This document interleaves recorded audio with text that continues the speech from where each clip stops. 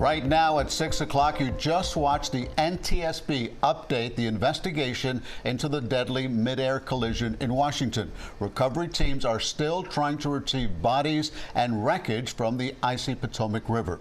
41 out of 67 victims have been recovered.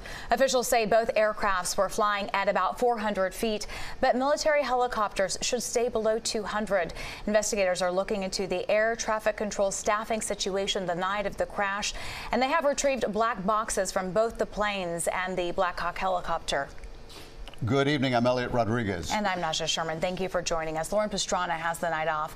The tragic collision hitting close to home for one South Florida woman. She survived a deadly plane crash over the Everglades. CBS News Miami's Ted Scouten spoke to the former flight attendant. And Ted, she said the crashes have chilling similarities.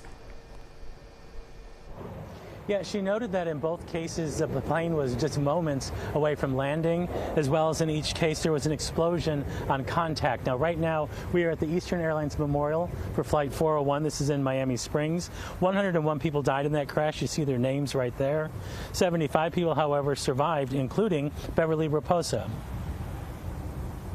I mean, my heart, I cried. I was like, you know, you can almost probably see Washington right over there, and you're so close. When American Flight 5342 collided midair with a Black Hawk helicopter, just moments from landing at Reagan National, Beverly Raposa relived her own crash nightmare. I was sitting all the way back here at this little door. Beverly was a flight attendant on Eastern Airlines Flight 401 when it crashed into the Everglades, less than 20 miles from MIA in 1972. She's one of 75 who survived. I'm thinking to myself, they were so close. They were on final approach into Reagan, just like us. We were on approach into Miami. Yay, we're going to get home. Long day. And, you know, for them, I mean, and us, it happened. When she saw the fireball in the sky above the Potomac, she couldn't help but remember the explosion on her flight. That he was making the turn to the left, and the left wingtip hit. Absolutely no warning. The sound of that left wingtip hitting the ground and the fireball, I don't think I'll forget it to my dying day. One thing Beverly is grateful for is that no one knew what was about to happen before the crash. She hopes the souls on board 5342 had that same blessing, as she calls it. The blessing of Flight 401 was that there was no warning.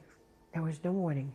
No one was afraid. This picture of Beverly and her fellow flight attendants was snapped the day of the crash. Two of her co-workers did not survive. She does take a little comfort in knowing that eventually some good will come from this. Like with my passengers and my fellow crew members who didn't make it on 401, I say their lives were not lost in vain. You know, safety measures will come about that will make flying much safer for everyone.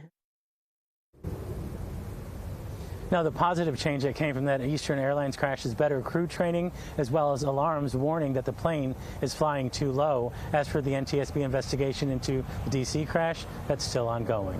Live in Miami Springs, Ted Scouten, CBS News, Miami.